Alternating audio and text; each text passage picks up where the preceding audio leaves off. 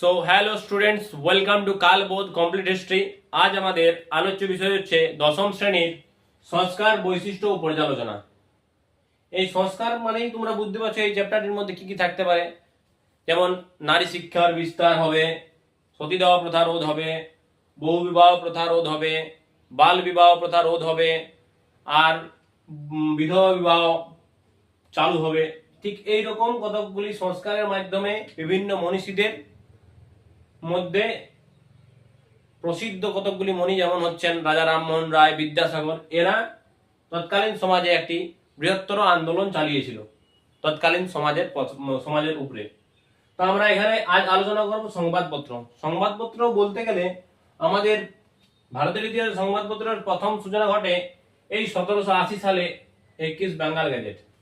কারণ সংবাদপত্র তো তখনকার দিনে তো ইন্টারনেট বা ইউটিউব এই সমস্ত প্ল্যাটফর্মগুলি ছিল না, তাই মানুষের মধ্যে তৎকালীন সমাজ সম্পর্কে জানা এবং বিভিন্ন জায়গার খবর আনার একটি মাধ্যম ছিল, সেই মাধ্যমটি ছিল এই সংবাদপত্র। তো 1780 সালে 21 বেঙ্গল গ্যাজেট কলকাতা থেকে শুরু করছে জেমস আগস্ট হয়েছি 1780 সালে। এই সংবাদপত্রটির মূল বৈশিষ্ট্য ছিল, বা তোমরা বলতে পারো খারাপ দিক, এটা শুধুমাত্র ব্রিটিশ বিরোধী যে সমস্ত লেখাগুলি ছিল সেই সমস্ত লেখাগুলি এটার মধ্যে ছাপা হতো। তাই ব্রিটিশ সরকারের ক্ষোভের মুখে পড়ে এবং 1780 সালে এটি বন্ধ করতে হয়। নেক্সটে আমরা দেখব 1818 সালে দিগদর্শন। এটি বাংলা ভাষায় প্রকাশিত প্রথম মাসিক পত্রিকা। সম্পাদক কে ছিলেন? জেসুয়া মার্সম্যান। এটি কোথা থেকে শুরু হচ্ছিল? এটি শ্রীরামপুর থেকে শুরু হচ্ছিল। তাহলে এখানে কতগুলি কোশ্চেন হলো। 1818 সালে দিগদর্শন করছে, দিগদর্শনের নাম পত্রিকাটি হচ্ছে। নেক্সট হচ্ছে এটির প্রতিষ্ঠাপক কে ছিলেন? মার্সম্যান ছিলেন, জেসুয়া মার্সম্যান। কোথা থেকে হচ্ছে? শ্রীরামপুর থেকে।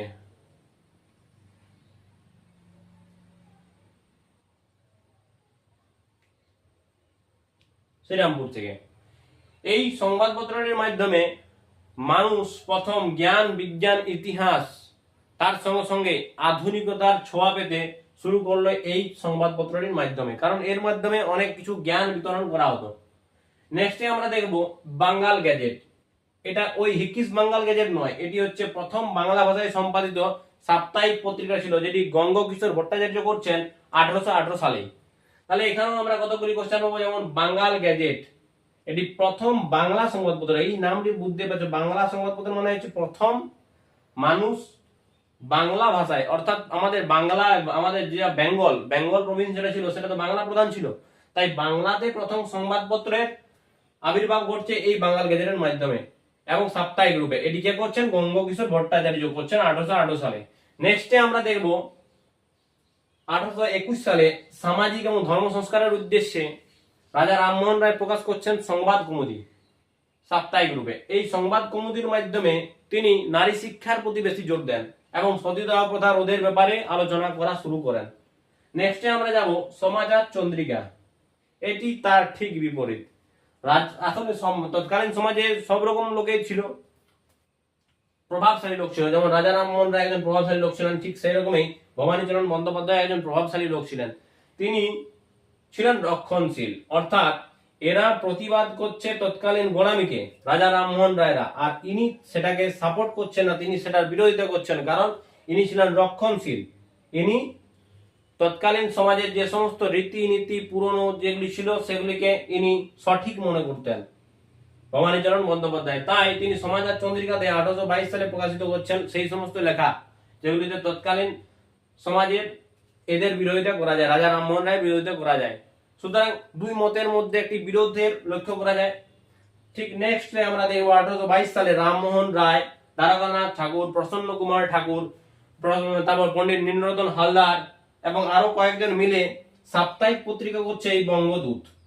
এর মাধ্যমে তৎকালীন সমাজের কুসংস্কার এবং সেই কুসংস্কারগুলোকে দূর করার জন্য আধুনিক জ্ঞান এবং বিজ্ঞানের প্রসার ঘটানো হচ্ছে। নেক্সটে আমরা দেখব ঈশ্বরচন্দ্র গুপ্ত প্রকাশ করছেন, এটা দৈনিক। দৈনিক এটা পরে হবে, প্রথমে হবে সাপ্তাহিক। প্রথমে সাপ্তাহিক,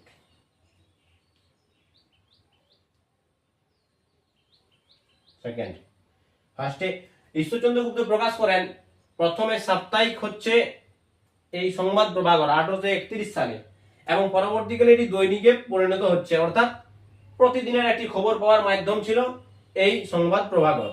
মানুষের কাছে প্রতিদিনের জন্য যে প্রতিনিয়ত খবর পাওয়া ছিল সেটা হচ্ছে এই 1831 সালে সংবাদ প্রভাকর। এটি কে করছেন? ঈশ্বরচন্দ্র গুপ্ত। নেক্সটে আমরা দেখব তত্ত্ববোধিনী পত্রিকা 1843 সালে। এটি কে করছেন? এটি অক্ষয় কুমার দত্ত। তার সঙ্গে আরেকজন থাকছেন, যিনি ম্যান, তিনি হচ্ছেন দেবেন্দ্রনাথ ঠাকুর।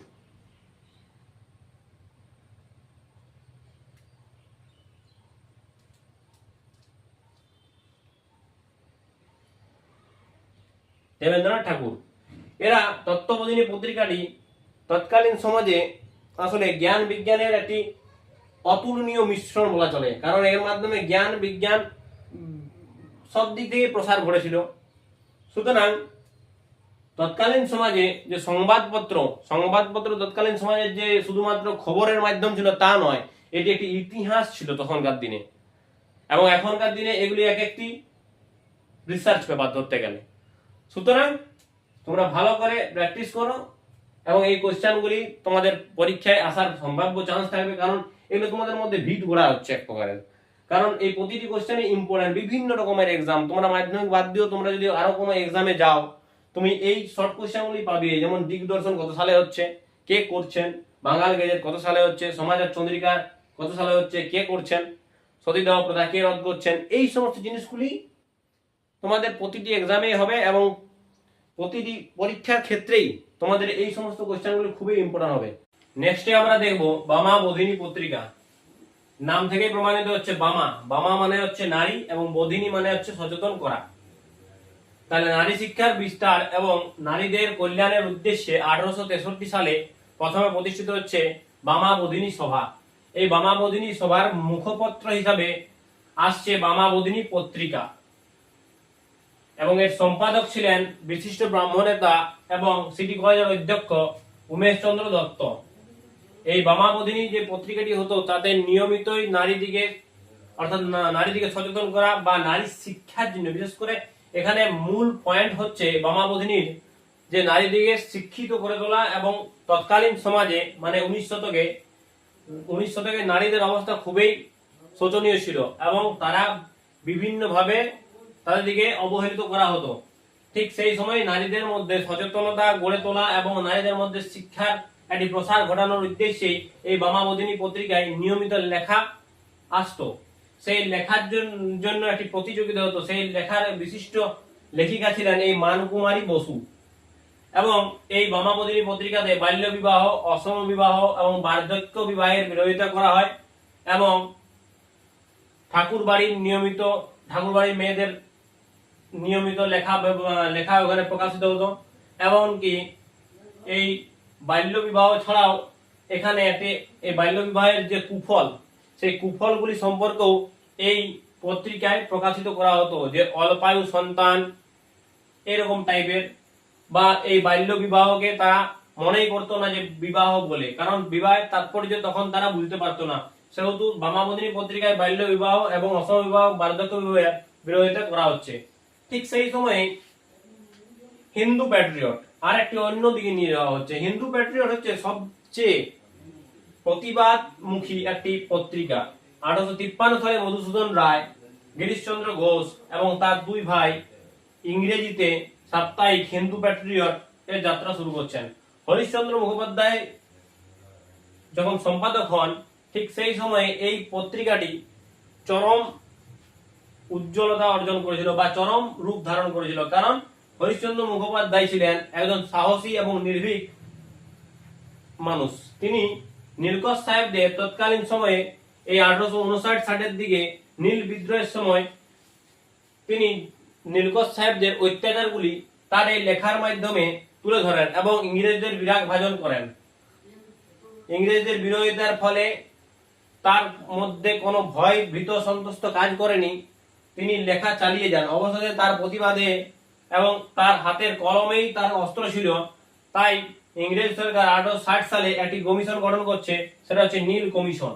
এই নীল কমিশন গঠন হওয়ার পর সরকার বলে এবং আইন প্রণয়ন করে যে নীল চাষ হচ্ছে নীল চাষীদের স্বেচ্ছাধীন, অর্থাৎ তাদের দিকে জোর করে নীল চাষ করানো যাবে না। যদি ভিডিওটি ভালো লাগে তাহলে লাইক করো, শেয়ার করো এবং এরকম ভিডিও পেতে গেলে সাবস্ক্রাইব করো।